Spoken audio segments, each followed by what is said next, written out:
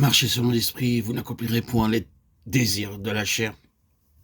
Ceux qui appartiennent à Christ ont crucifié la chair avec ses passions et ses convoitises. Si nous vivons par l'esprit, marchons aussi par l'esprit. Galates 5, 16, 24, 25.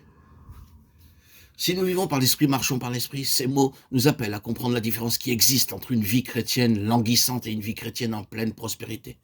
Le chrétien languissant se contente de vivre par l'esprit. Il est bien aise de savoir qu'il est né de nouveau, mais il ne marche pas par l'esprit. Le chrétien vivant, au contraire, n'a point de repos, qui ne sache toute sa conduite, sous le contrôle de l'esprit. Il marche par l'esprit et par conséquent, il n'accomplit point les désirs de la chair. Le chrétien qui s'efforce de marcher d'une manière digne de Dieu et de lui plaire en toutes choses est souvent troublé par le pouvoir qu'a encore le péché sur lui. Et il se demande pourquoi si souvent il est incapable de le vaincre. Il se dit que c'est sans doute parce qu'il manque de foi ou de fidélité et il en accuse tantôt sa faiblesse naturelle, tantôt la puissance de Satan, qui ne se contente pas de cette solution-là, mais qu'il cherche plutôt à comprendre comment il lui sera possible de surmonter tout ce dont Christ lui a acquis par l'affranchissement. Qu'il apprenne à reconnaître que le grand obstacle à l'action de l'Esprit de Dieu, que le dernier ennemi a terrassé, c'est la chair.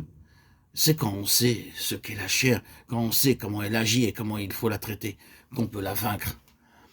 C'est pour l'avoir ignoré que les Galates se fourroyèrent d'une manière si fâcheuse, continuant par la chair ce qui avait été commencé par l'Esprit. Galates 3:3. Par là, ils devinrent la proie de cœurs qui veulent se rendre agréables selon la chair afin de se glorifier dans la chair. Galates 6, 12, 13. Ils ne savaient pas à quel point la chair est déchue et incorrigible.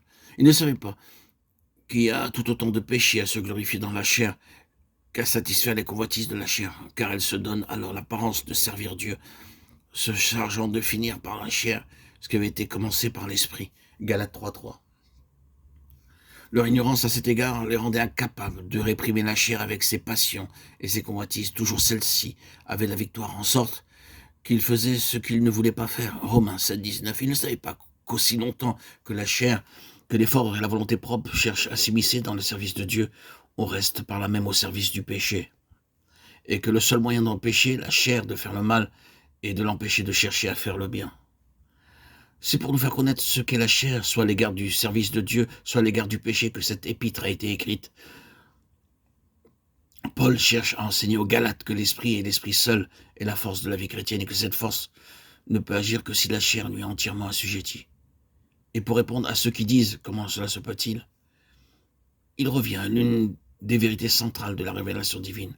La mort de Christ sur la croix ne nous obtient pas seulement l'expiation du péché, mais nous procure encore la force qui nous délivre de la domination actuelle du péché, inné en la chair.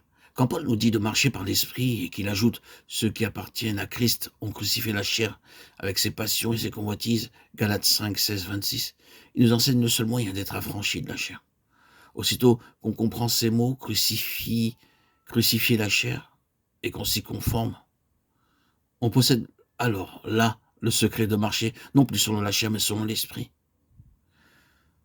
Frères et sœurs en Christ, chers amis, que tous ceux qui désirent marcher par l'esprit cherchent donc à pénétrer le sens de ces mots.